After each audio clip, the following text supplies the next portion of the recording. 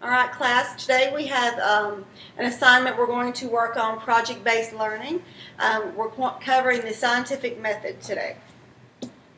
Okay, our overview of things that it's for you. It's ninth grade biology. We're going to do this all week, Monday through Friday, for 60 minutes each class.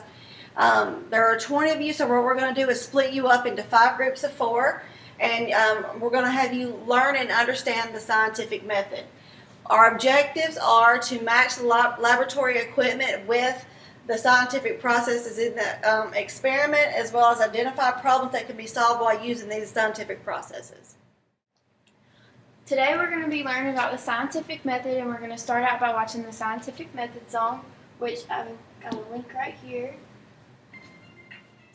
Now everybody's going to get into their groups, and you're going to research the scientific method on iCurio.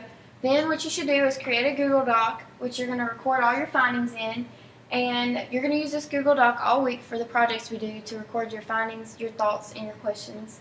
And tomorrow we're going to be working on the bubblegum lab, which you'll need to record all your findings, questions, and thoughts also in that same Google Doc.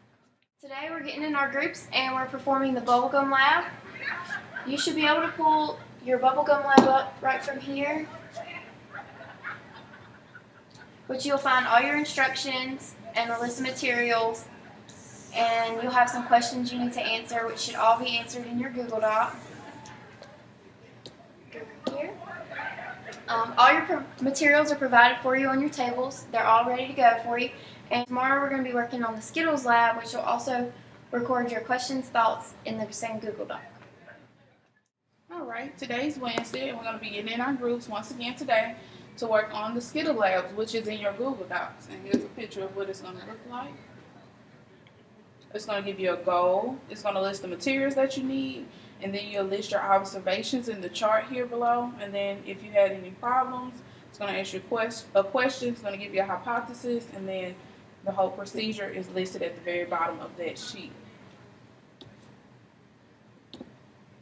Okay, and then after that, the materials for this lab will be found on your table, which we are performing the penny lab and recording findings, questions, and thoughts in your Google Docs as we did with every other lab this week. Okay, today we're going to get into our groups once again. We're going to pull up instructions, and once again in our Google Docs, about the penny lab.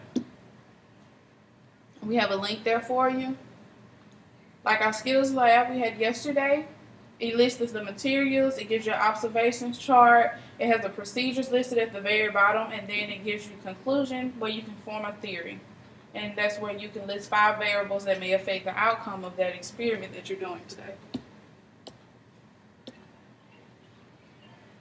Once you finish, you can prepare a Google presentation that will be shared with the class tomorrow, and then questions that need to be addressed during your presentation that you will do will also be listed in your Google Docs where you did your notes.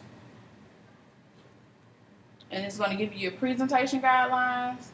It tells you what needs to be addressed in your presentation, and it also tells you what you will be responsible for peer evaluating your classmates' presentations when you do that tomorrow. It gives you what each thing is weighed: presentation, visual aids, content, grammar, and format.